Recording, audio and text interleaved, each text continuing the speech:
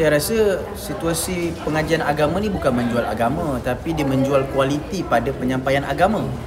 Menjual kualiti pada penyampaian agama ni macam mana? Suasana, dewan, hadiah, return tu dia akan dapat balik. So kita bagi contoh 200, kita dapat lebih lagi daripada 200 yang kita bayar. Itulah pendapat PU Amin mengenai isu bayaran kelas agama yang diperkatakan netizen sejak kebelakangan ini. Ini selepas ramai meluahkan rasa kurang senang mereka apabila ada beberapa kelas agama yang dianjurkan mengenakan caj yang agak mahal. Netizen berpendapat majlis ilmu terutamanya kelas agama ini perlu dibayar dengan harga yang murah ataupun dibuat secara percuma. Tak nak cerita panjang, jom kita dengar komen PU Amin ni. Okey, baik. Yang pertama sekali, adab dalam kita nak menuntut ilmu ni, bagi si pemberi ilmu dia tak boleh nak menetapkan harga lah. Tapi kalau mengikut kepada keadaan, facilities, keselesaan, ada harganya, maka kita ikut pada harga yang ditetapkan.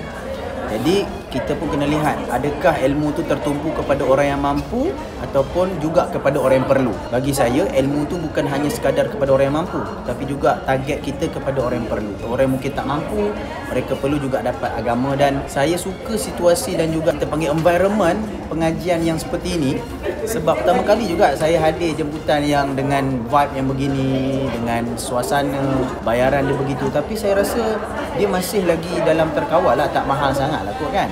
Sebab dia semestinya untuk orang datang dapatkan sesuatu yang bernilai tetapi dengan harga yang berkualiti.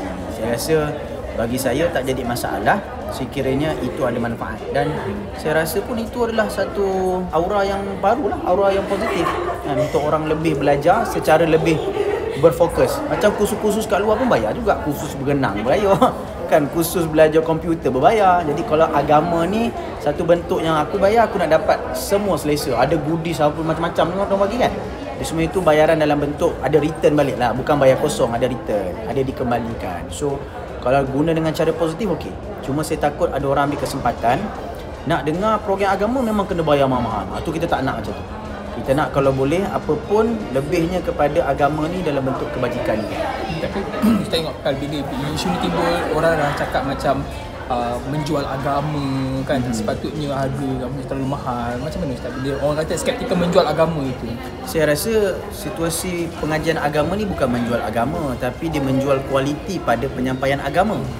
Menjual kualiti pada penyampaian agama ni macam mana? Suasana, dewan, hadiah, return tu dia akan dapat balik. So kita bagi contoh 200, kita dapat lebih lagi daripada 200 yang kita bayar. Jadi saya kira tu berkualiti lah. Melainkan kalau dia bayar 200 tapi yang dia dapat tu RM10. Apa benda ni kan, dewan tak ada aircon, ustaz pun kata Ustaz Irfan ni, ustaz apa ni kan, Irfan Rifki, Zikri Rizki. Irfan Haris ni lain pula yang datang. So maknanya apa yang dia bagi dia dapat lebih lagi. So itu bukan menjual agama. Yang jual agama ni kita bayar, contoh bayar, tapi dia menipu pula, khianat pula, anaya pula, zalim orang pula. Itu yang berdosa dan itu memang menjual agama kan. Contohnya khusus macam saya tak berapa nak minat yang benda orang ramai bercakap. Contohnya dalam media sosial ada satu ikon ustaz yang nak selawat bagi gift, tahlil bagi gift. Saya pun ada cakap juga benda tu tak elok lah. Dan bila nak ajar mengaji pun wajib